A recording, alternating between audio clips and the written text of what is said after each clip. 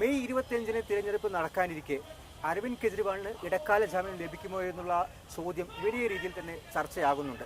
ജാമ്യം നൽകാൻ സാധിക്കുമെന്നുള്ള തരത്തിൽ സുപ്രീം കോടതിയുടെ നിരീക്ഷണങ്ങളും. മസൂദ, ജാമ്യം ലഭിക്കുമോ അരവിന്ദ് കെജ്രിവാൾ? അല്ല, അതൊരു വലിയ ചോദ്യമാണ്. മെയ് 25-നാണ് ഡൽഹിയിൽ ലോക്സഭാ തെരഞ്ഞെടുപ്പ് നടക്കാനിരിക്കുന്നത്. അരവിന്ദ് കെജ്രിവാൾ ഇപ്പോൾ ജയിലിലാണ്. ആം ആദ്മി പാർട്ടിയെ സംബന്ധിച്ചിടത്തോളം ഇപ്പോൾ ആം ആദ്മിയുടെ പ്രചരണം നയിക്കുന്നത് ആരാണെന്ന് ചോദിച്ചാൽ അരവിന്ദ് കെജ്രിവാളിൻ്റെ ഭാര്യ സുനിത കെജ്രിവാളാണ്. ഏകദേശം 3ഓളം റോഡ് ഷോ നടത്തി കഴിഞ്ഞു.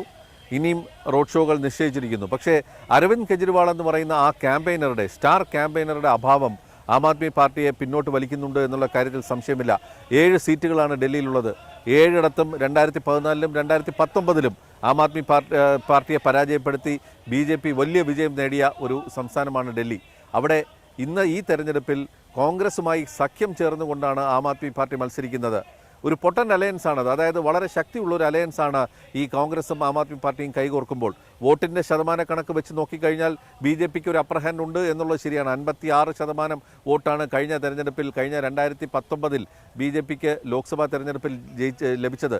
7 സീറ്റുകളും തൂത്തുവാരുകയും ചെയ്തു. കോൺഗ്രസും ആം ആദ്മി പാർട്ടിയും കൂടി ചേരുമ്പോൾ ഏകദേശം 46-48% വോട്ടുകളുടെ അടുത്ത് വരുന്നുണ്ട്. അതിൻ്റെ കൂട്ടത്തിൽ ആം ആദ്മി പാർട്ടിയുടെ സർക്കാരിൻ്റെ പ്രവർത്തനങ്ങൾ കൂടി ചേരുകയാണെങ്കിൽ ഒരുപക്ഷെ BJPയെ അട്ടിമറിക്കാൻ കഴിയുമെന്നുള്ള പ്രതീക്ഷ വെച്ച് പുലർത്തുന്ന ഒരു സാഹചര്യത്തിലാണ് അരവിന്ദ് കെജ്രിവാളിനെ അറസ്റ്റ് ചെയ്യുന്നത് എന്നുള്ളതാണ്. ഇന്ന് സുപ്രീം കോടതിയിൽ നടന്ന സംഭവവികാസങ്ങൾ നമുക്ക് നോക്കാം. കഴിഞ്ഞ ആഴ്ച തുടങ്ങിയതാണത്. ഇടക്കാല ജാമ്യം നൽകുന്നത് ഞങ്ങൾ പരിഗണിക്കും എന്ന് സുപ്രീം കോടതി വളരെ വ്യക്തമായി തന്നെ പറഞ്ഞിട്ടുണ്ട്. ഇന്നും അത് ആവർത്തിച്ചു പറഞ്ഞു. 2 കാര്യങ്ങളാണ് സുപ്രീം കോടതി എടുത്തു പറഞ്ഞത്. ഒന്ന്, അരവിന്ദ് കെജ്രിവാൾ മുഖ്യമന്ത്രിയാണ്. അസാധാരണമായ ഒരു സാഹചര്യമാണത്. തെരഞ്ഞെടുപ്പ് അദ്ദേഹത്തിന് പുറത്തിറങ്ങേണ്ട ഒരു സാഹചര്യമുണ്ട്. അതുകൊണ്ട് ഇടക്കാല ജാമ്യം നൽകുന്നതിന് എന്താണ് തടസ്സം എന്നുള്ളതായിരുന്നു സുപ്രീം കോടതിയുടെ ഏറ്റവും സുപ്രധാനമായ ചോദ്യം. ഇതിനോട് എൻഫോഴ്സ്മെൻറ്റ് ഡയറക്ടറേറ്റ് പ്രതികരിച്ചത് അദ്ദേഹത്തിന് ജാമ്യം നൽകാൻ കഴിയില്ല.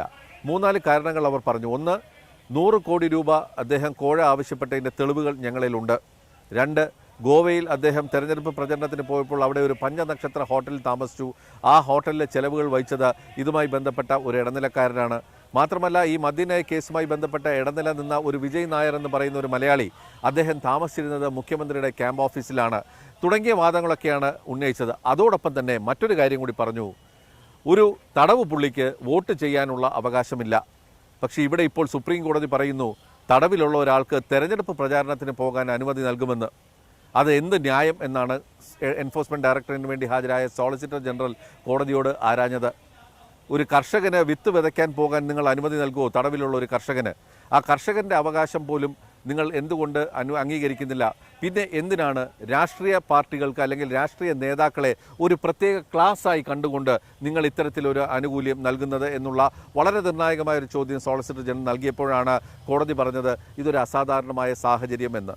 ഏതായാലും അരവിന്ദ് കെജ്രിവാൾ ക്യാമ്പയിനിങ്ങിന് ഇറങ്ങിക്കഴിഞ്ഞാൽ എങ്ങനെ എന്നുള്ളൊരു വലിയ ചോദ്യം അവിടെ നിൽക്കുന്നു. തീർച്ചയായിട്ടും മസൂദ, പക്ഷേ ഈ തിരഞ്ഞെടുപ്പ് എന്നുള്ള കാര്യം നിലനിൽക്കുന്നതുകൊണ്ട് മാത്രമാണ് ഇടക്കാല ജാമ്യം എന്നുള്ള കാര്യം പോലും പരിഗണിക്കുന്നത് സുപ്രീം കോടതി നേരിട്ട് പറഞ്ഞാണ്. മറ്റൊരു കാര്യം, തെളിവില്ലേ എന്നുള്ള കാര്യം കൂടി സുപ്രീം കോടതി EDയോട് ചോദിക്കുന്നുണ്ട്. അല്ലെങ്കിൽ അത് ഹാജരാക്കാൻ ഒരുപക്ഷെ ട്രയലെല്ലാം പൂർത്തിയാക്കുന്ന സമയത്തായിരിക്കും, അല്ലെങ്കിൽ ട്രയൽ ആരംഭിക്കുന്ന സമയത്ത് തന്നെയായിരിക്കും അത് അവർ ഹാജരാക്കുക. മറ്റൊരു കാര്യം, 2 വർഷം എടുത്തു അന്വേഷണം കെജ്രിവാളിലേക്ക് എത്താനുള്ള കാര്യം കൂടി സുപ്രീം കോടതി ചൂണ്ടിക്കാണിക്കുന്നുണ്ട്. അത് ഒരു അസാധാരണമായിട്ടുള്ള സാഹചര്യമാണ്. എന്തുകൊണ്ട് അത്രത്തോളം വൈകി എന്നുള്ള കാര്യം. പക്ഷേ അപ്പോഴും പറയുന്നുണ്ട് EDയുടെ മറുവാദങ്ങളും നമ്മൾ തള്ളിക്കളയാനായിട്ട് സാധിക്കില്ല. കാരണം ഈ കിങ് പിൻ ആണ് എന്നുള്ള കാര്യങ്ങളിലടക്കം ആ സമയത്ത് അരവിന്ദ് കെജ്രിവാളിന് ഇങ്ങനെ ഒരു ജാമ്യം നൽകുന്നതിൽ അത് തീർച്ചയായിട്ടും ആ ഒരു വാദത്തെ നോക്കുന്നില്ല. അതായത് സാധാരണ ജനത്തിന് ഇല്ലാത്ത ഒരു കാര്യം റൈറ്റ് എന്തുകൊണ്ടൊരു രാഷ്ട്രീയ നേതാവിന് കൊടുക്കുന്നു. ഇതിൽ 2 കാര്യം നമ്മൾ ശ്രദ്ധിക്കണം. ഒന്ന്, അരവിന്ദ് കെജ്രിവാൾ തെരഞ്ഞെടുപ്പ് പ്രചാരണ രംഗത്തിറങ്ങിയാൽ ഇന്നത്തെ പ്രചാരണത്തിൻ്റെ ഡയമെൻഷൻ മാറും, അല്ലെങ്കിൽ സ്വഭാവം മാറുമെന്നുള്ള കാര്യത്തിൽ യാതൊരു സംശയവുമില്ല. അരവിന്ദ് കെജ്രിവാൾ എന്ന് പറയുന്നത് ഒരു ഷോമാനാണ്. നിങ്ങൾക്കെല്ലാം അറിയാം, വളരെ നാടകീയമായ സമരരംഗങ്ങൾ നടത്തിയിട്ടുള്ള ഒരാളാണ് അരവിന്ദ് കെജ്രിവാൾ. പണ്ട് മുഖ്യമന്ത്രിയായിരുന്നപ്പോൾ കേന്ദ്രത്തിൽ നിന്നും അവകാശങ്ങൾ പിടിച്ചുപറ്റുന്നതിന് റെയിൽ ഭവൻ്റെ മുമ്പിൽ അദ്ദേഹം നല്ല കൊടും മഞ്ഞത്ത് അദ്ദേഹം ആ റോഡിൽ കിടന്നുറങ്ങിയിട്ടുണ്ട്.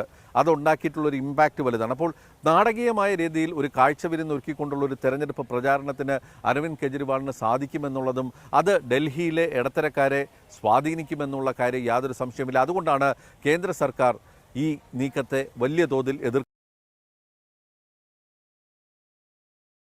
സാധാരണക്കാർ എന്ന് പറയുന്നത് അല്ലെങ്കിൽ ഡൽഹിയിലെ ജനസംഖ്യയിൽ 60% അണ്ടർ ക്ലാസ്സാണ്. 30% മാത്രമേ ഉള്ളൂ ഇടത്തരക്കാരും അതിന് മുകളിലുമുള്ളവരുള്ളത്. അപ്പോൾ ഈ വളരെ സാധാരണക്കാർക്ക് വേണ്ടിയുള്ള എല്ലാ കാര്യങ്ങളും ഈ സർക്കാർ ചെയ്യുന്നുണ്ട്.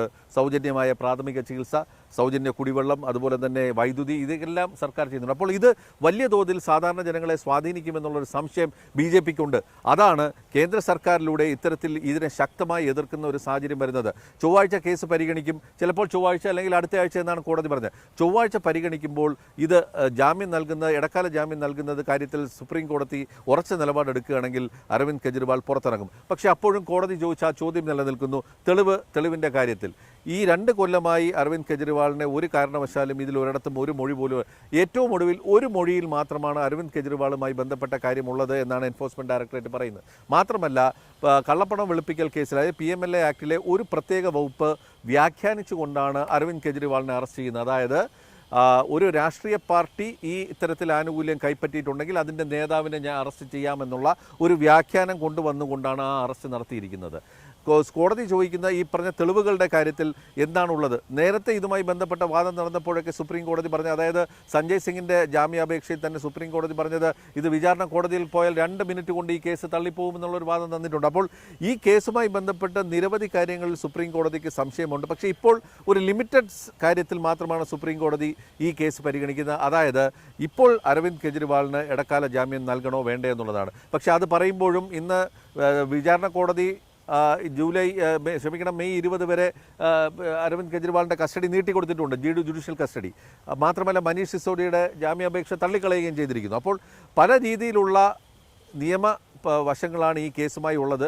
പക്ഷേ ഒരു കാര്യം ഉറപ്പാണ്, അരവിന്ദ് കെജ്രിവാൾ പുറത്തിറങ്ങുകയാണെങ്കിൽ, ഇടക്കാല ജാമ്യത്തിൽ പുറത്തിറങ്ങുന്നു, അടുത്ത ചൊവ്വാഴ്ച പുറത്തിറങ്ങുമ്പോൾ ഏകദേശം 9-ാം തീയതി ആകുന്നു. 9-ാം തീയതി മുതൽ 23 വരെയുള്ള സമയം ഇതിൽ തെരഞ്ഞെടുപ്പ് പ്രചാരണ രംഗത്ത് അരവിന്ദ് കെജ്രിവാൾ വരികയാണെങ്കിൽ തെരഞ്ഞെടുപ്പിൻ്റെ സ്വഭാവം മാറും ഡൽഹിയിലെ. അത് വലിയ തോതിൽ തെരഞ്ഞെടുപ്പിനെ സ്വാധീനിക്കുമെന്നുള്ള കാര്യത്തിൽ യാതൊരു സംശയവുമില്ല. തീർച്ചയായിട്ടും അഴിമതിക്കെതിരെ രംഗത്ത് വന്ന പാർട്ടിയാണ് ആം ആദ്മി പാർട്ടി. ഡൽഹിയിലാകെ 7 ലോക്സഭാ സീറ്റുകൾ, അത് 7 ഭരിക്കുന്നത് BJP. അരവിന്ദ് കെജ്രിവാൾ കൂടി പ്രചാരണ രംഗത്ത് ഇറങ്ങുകയും ഇന്ത്യ സഖ്യം വലിയ രീതിയിലുള്ള മത്സരം കാഴ്ചവെക്കുകയും ചെയ്താൽ കാര്യങ്ങൾ മാറി മറിയുമോ എന്നുള്ളതാണ് എല്ലാവരും ഉറ്റുനോക്കുന്നത്.